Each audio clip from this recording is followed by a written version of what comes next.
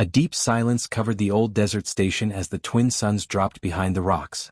The wind blew weak dust across the metal walls, and the whole place looked forgotten by time itself. In the middle of this broken station stood a huge circular pit. Inside it lay something that did not move, did not roar, and did not even breathe loud enough to hear.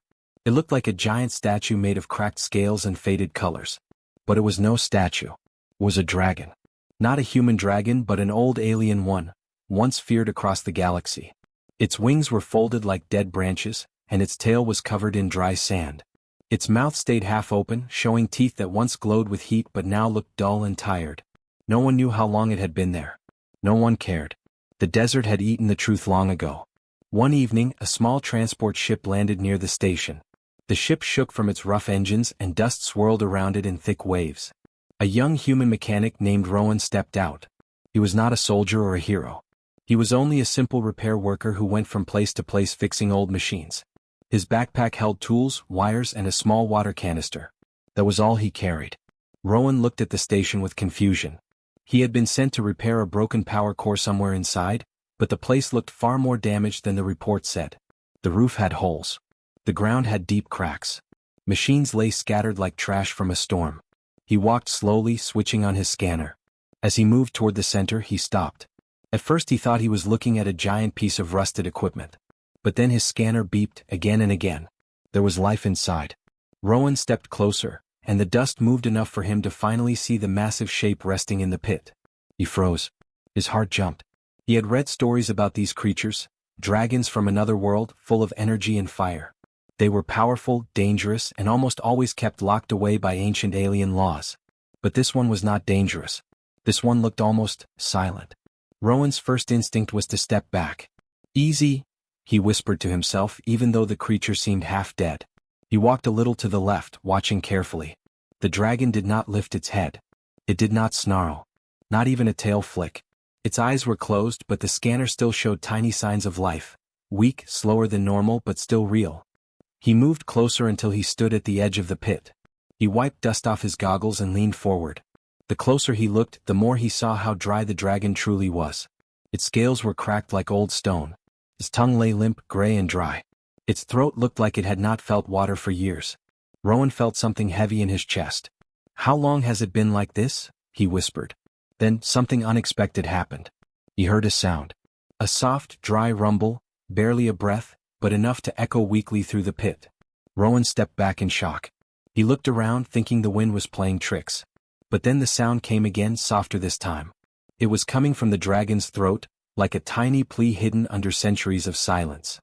Rowan did not know why, but he felt a strange pull in his heart. The creature was not evil. It was not a monster. It was suffering. Forgotten. Alone. He took out his flashlight and shined it across the pit. He found old metal pipes, broken tanks, and cracked feeding systems. Everything was dry. Everything had been dry for a long, long time. "No water," he said softly. "You haven't had water in forever, have you?" The dragon did not respond with words or growls. It only made the same weak rumble once more, as if it was trying to ask for something but no longer had the strength. Rowan knelt down and placed a hand on the edge of the pit. He did not know the creature. He did not know its story. But something in his heart refused to walk away. He reached for the small water canister on his belt. It was barely half full. It was supposed to last him 2 days. But when he looked again at the dragon, he knew what he had to do. He held the canister tight. He made a quiet promise to himself. If he could fix machines, maybe he could fix this too. Even if it was only a little. Even if it was just one drink. And for the first time in a century, something inside the silent dragon sensed a change, like a tiny spark of hope waking slowly in the dust. Rowan stood at the edge of the pit for a long moment, staring at the cracked scales and dry mouth of the ancient dragon. The desert wind pushed dust across his boots, but he did not move. He held his small water canister tightly, feeling how light it was. It was not enough for a creature this big. Not even close. But he also knew the dragon had gone far too long without a single drop. He opened the cap slowly. The soft click echoed faintly in the empty station. The dragon did not raise its head, but Rowan noticed the faintest twitch of its ear, like it sensed something new in the air. Rowan knelt down and climbed carefully into the pit. Every step felt heavy and nervous. He had never been this close to a creature so large. Its body stretched wider than a ship wing, and its tail was longer than a transport shuttle. But right now none of that mattered. What mattered was the deep dryness in the air around it. When he reached its head, the dragon's eyes were still closed, but he could hear its breathing, dry, thin, almost like old paper rubbing together. "Hey," Rowan whispered softly. "I brought something." The dragon's jaw moved a little. Dust fell from its scales like ancient sand being shaken free. Rowan held the canister close to its mouth. His hands trembled. He did not know if the dragon could even drink like this. He did not know if it would wake up angry or confused. But he tilted the canister slowly and let a thin line of water slip down. The drop hit the dragon's tongue. What happened next made Rowan gasp. The tongue twitched, hard. The dragon's mouth opened just a little wider. A sound came out, not loud, but filled with such deep longing that Rowan knew instantly what it meant. It was thirst. Pure, painful thirst. Rowan poured more water, and the creature's throat moved as it swallowed. The dragon's eyes opened just a tiny bit, two dim, dull glows staring up at the human kneeling beside it. For a moment Rowan froze. But those eyes did not hold anger or danger. They held something else. Relief. Rowan let out a slow breath. "It's okay," he said quietly. "I'm not here to hurt you." He emptied the last drops into its mouth. The dragon swallowed them slowly as if trying to pull every bit of moisture into its body. When the water was gone, Rowan looked at the empty canister and sighed. "I need more," he whispered. "A lot more." He stepped back and studied the pit. There were old water tanks nearby, cracked and broken. Maybe one could be fixed. Maybe one still had something left. He hurried to the closest machine and brushed dust off its panel. The glass was shattered and wires were hanging out like dry vines. Rowan placed his hands on it. "Well," he muttered, "you're in bad shape. But I've fixed worse." He opened his toolkit and got to work. Hours passed. The sun sank deeper into the horizon.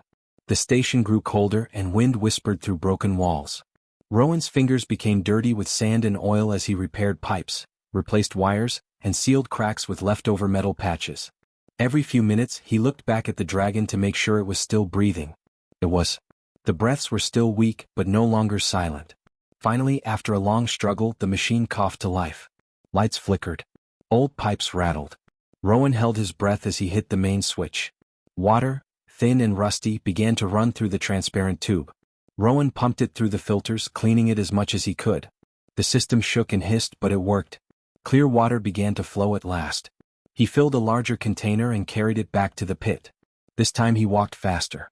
He felt urgency in his steps, like time suddenly mattered again after 100 years. He reached the dragon and poured the water slowly. The creature drank with more strength, its throat moving more clearly now. Its eyes opened wider, still weak but brighter. Rowan smiled gently. "There you go. Easy.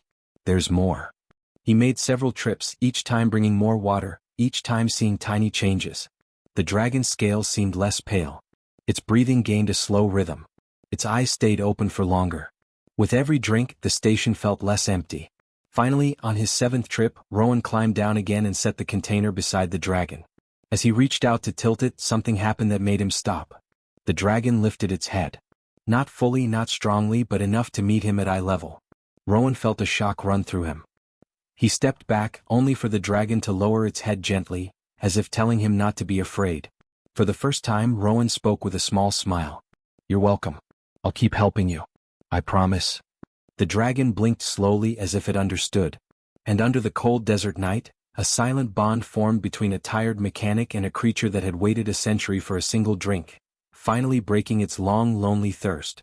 The desert night grew colder, and the wind made soft whistles through the broken pipes of the station. Rowan stayed near the pit, sitting on a piece of old metal as he watched the dragon slowly move its head from side to side. The creature still looked weak, but something new was happening. Its eyes no longer stayed shut all the time. Now they watched him. They followed him. They were awake. Rowan felt strange inside. A few hours ago he had been scared to even step close to the pit. Now he felt a quiet connection forming, something he could not explain. The dragon was no longer just a giant creature lying in dust. It was alive, aware, and reacting to him. When he stood up to go fix another broken pipe, he noticed the dragon's claws shift slightly. It was small, almost like a reflex, but Rowan paused. "Are you watching me?" he asked softly. The dragon blinked once, slow and heavy. Rowan took it as a yes. He gave a small smile. "I'm not leaving. I'm just fixing the water system." He walked toward the pipes again. Behind him, the dragon gave a low rumble, not angry, not loud. It was more like a tired hum, as if it wanted him to know it understood. Rowan worked for a while, tightening joints and pushing out sand from the filters. But every few minutes he turned to check the pit. Each time the dragon's eyes met his. Not with fear. Not with hate. With attention. Rowan felt warmth spread through his chest. It was the first sign of trust. After an hour of repairs, he carried another container of clean water toward the pit. When he reached the edge, something else changed. The dragon lifted its head slightly before he even climbed down. Its wings twitched, slow, weak, but undeniably alive. Rowan knelt down. "Here," he said, his voice quiet and gentle. "You must be thirsty again." He poured the water carefully. The dragon drank with more strength than before. Its throat moved smoothly now. Drops slid down its chin and fell onto the dust, making tiny dark spots on the ground. When Rowan stepped back, the dragon moved its head toward him, not in a threatening way but like it was trying to get closer. Rowan froze for a moment, feeling his heart pound. He did not expect the creature to act this way so soon. He held out one hand slowly. "Easy. I'm not trying to hurt you." The dragon leaned forward a little. Its breath was warm but not burning. Rowan felt it brush across his fingers, like a tired exhale after a long sleep. He swallowed hard. For the first time he touched its scales. They were rough, cracked and dry, but warm. He gently pressed his palm against the dragon's cheek. The creature closed its eyes for a second, leaning into the touch. Rowan felt a deep shock of emotion. This was trust. Real trust. After a century of loneliness and pain, the dragon accepted a single human's hand. Rowan's voice came out as a whisper. "You're not alone anymore." The dragon opened its eyes again and looked directly at him. Rowan had repaired machines all his life, but he had never fixed something like this. Trust was not metal or wires. It was something deeper. He kept his hand on the dragon's cheek for a while. The creature stayed still, breathing softly, almost peacefully.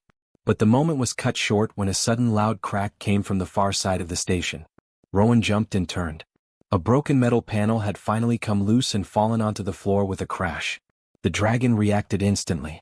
Its wings jerked, and it pushed itself up a little as if ready to defend itself. Dust exploded around it.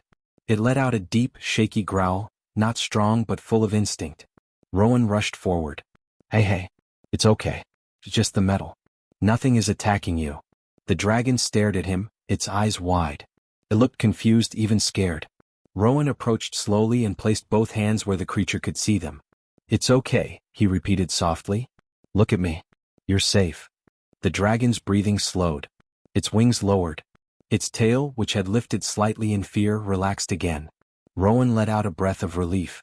"You've been alone too long," he said gently. "Every sound feels like danger, right?"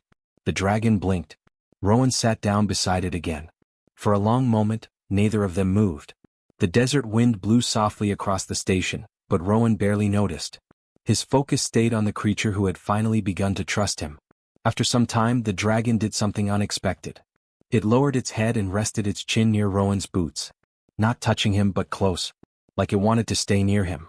A quiet smile came to Rowan's lips. "I guess that means you want me to stay." The dragon gave a slow rumble, one that felt almost peaceful. Rowan stayed by its side through the rest of the night. He did not know what would happen tomorrow. He did not know who had left this dragon to suffer for 100 years. But he did know one thing for sure. The creature trusted him now. And Rowan would not break that trust. The next morning, soft light from the twin suns shone through the broken roof of the station. Dust floated in the air like tiny golden sparks. Rowan stretched his back and rubbed his tired eyes. He had slept sitting against the pit wall, with the dragon resting only a few steps away. It was the strangest and most peaceful night he had ever lived. The dragon lifted its head slowly, its eyes glowing faintly in the warm morning light. The glow was still weak, but it was brighter than yesterday. Rowan noticed something strange about it. The glow didn't stay still. It flickered in little patterns, almost like tiny shapes or symbols moving inside the eyes. He leaned forward. "Are you trying to say something?" The dragon blinked once, slow and deliberate. Rowan tilted his head, trying to understand. He had seen many machines that used blinking lights to send coded messages. The small changes in brightness, the rhythm, the timing, it all felt familiar. He stood up and took a closer look. The dragon's eyes glowed again, this time in a slow pulse, like a light breathing in and out. Rowan frowned gently. "You're not just waking up, are you?" You're communicating. He felt a small shiver run down his spine. He had heard legends that ancient alien dragons carried knowledge inside them, recorded as light patterns. But no one had ever confirmed it. Most dragons had died long ago. The few that survived never communicated with humans. Rowan crouched down with a soft smile. If you're showing me something, I'm listening. The dragon blinked again. This time the glow sharpened. It gathered more strength, more color. Blue light flickered inside the creature's pupils, swirling like tiny shining dust. The pattern moved in circles, then lines, then a repeating loop. Rowan's breath caught. This looks like a signal. He placed his hand on the warm scales beside the dragon's head. The creature did not pull away. Instead, it lowered its head slightly as if encouraging him to continue. Rowan took out his small scanner device. He wasn't sure if it could pick up something so old and organic, but he aimed it toward the dragon's eyes anyway. The screen jumped with sudden readings, irregular, messy, but definitely there. Unbelievable, Rowan whispered. This is a message. A real message. The glowing pattern grew stronger. Blue mixed with pale gold inside the dragon's eyes. The light shimmered like a hologram trapped behind glass. Rowan watched closely, trying to memorize the rhythm. Pulse, pulse, pulse, pulse. Long glow. Sharp blink. He recognized it. It's a distress code, he breathed. An old one. Older than human space travel. The dragon growled softly, not a warning, not fear. It sounded more like confirmation. Rowan felt his heart tighten. You tried to call for help, but no one heard you. The creature lowered its gaze, almost as if ashamed or sad. Rowan shook his head. No, it's not your fault. The system here is dead. No signals could leave this place. He looked around at the broken station walls, the collapsed ceiling, the silent machines. Everything was too damaged to send or receive anything. The dragon must have tried for years, sending messages that disappeared into empty sand. But Rowan had heard it, not through machines but through the glow in its eyes.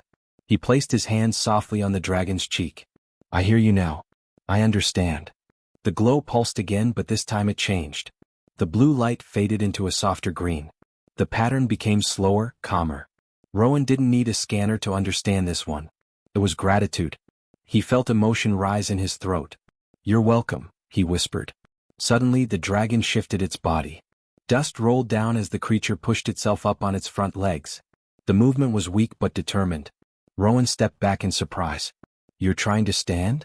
The dragon exhaled hard, focused, and pushed again. Its wings trembled.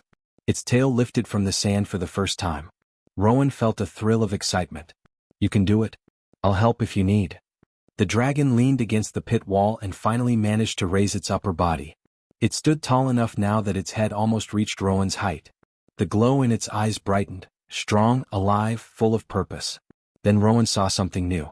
A symbol flashed inside the glow. A circle. A line. A star-like shape. Rowan gasped. That's not just a message. That's a location. The dragon blinked once, confirming it.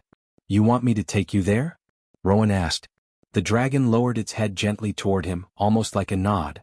Rowan felt a mix of fear, awe, and determination. He may have been only a mechanic, but now he had a mission. One hidden inside the eyes of a creature that had waited a century to be understood. He smiled softly. Then we'll go. Together. The dragon's eyes glowed brighter, stronger than ever, sending one final, clear message. Trust. And Rowan trusted it back. The sky turned a deeper shade of gold as the twin suns slowly climbed higher, warming the cold metal of the ruined station. Rowan stood beside the dragon, watching it breathe with more strength than before. Its wings still shook when it tried to lift them, but the creature was no longer trapped in silence and weakness. It was waking up little by little because someone had finally cared enough to listen. Rowan wiped the dust from his hands and took a deep breath.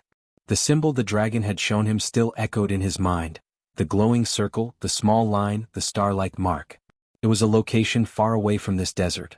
Somewhere important to the dragon. Somewhere it needed to go.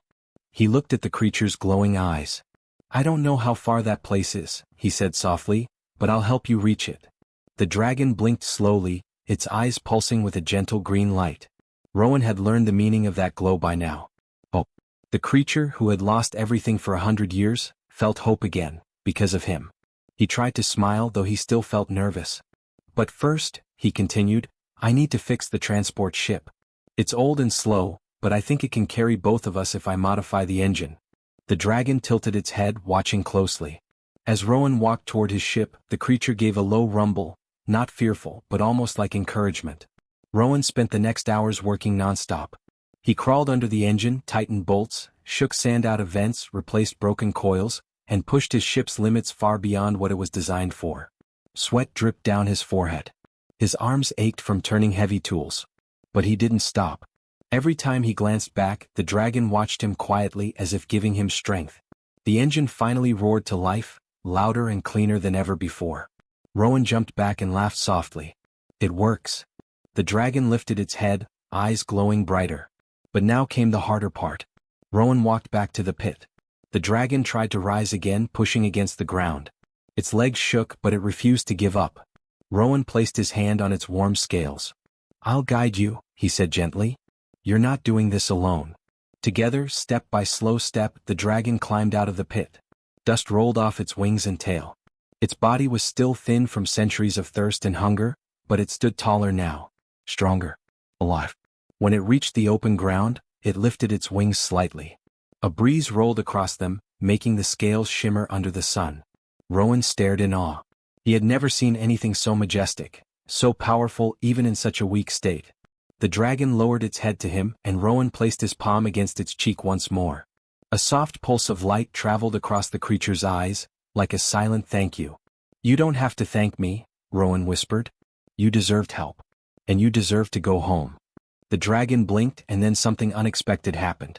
A faint glow spread across parts of its body, tiny sparks under the scales, almost like stars waking after a long sleep. Rowan stepped back, stunned. "You're healing," he said. "The water, the sunlight, the hope, it's bringing you back." The dragon lifted its wings again, higher this time. The wind rustled louder beneath them. For the first time, it looked like it wanted to fly.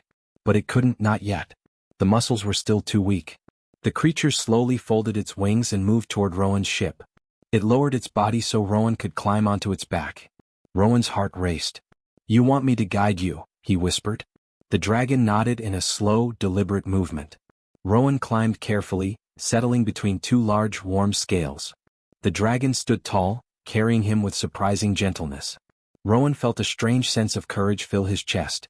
He tapped the device on his wrist, showing the glowing symbol the dragon had sent. "Let's find your home." The dragon stepped forward. The ground shook lightly under its weight. It walked beside Rowan's ship, ready to follow it across the desert. Rowan climbed down and moved into the pilot's seat. As the ship lifted off the ground, the dragon followed, keeping pace even with its weak body. Rowan smiled through the cockpit window. "We're doing this together." For the first time in a century, the dragon was not alone. For the first time in his life, Rowan felt like he was doing something greater than repairing broken machines. He was restoring something bigger: hope, purpose, life. As they traveled across the desert, the dragon's eyes glowed brighter and brighter, carrying a message that was no longer hidden. A message that said, hope survived because one human cared. And Rowan knew, deep in his heart, that he would protect that hope until the very end.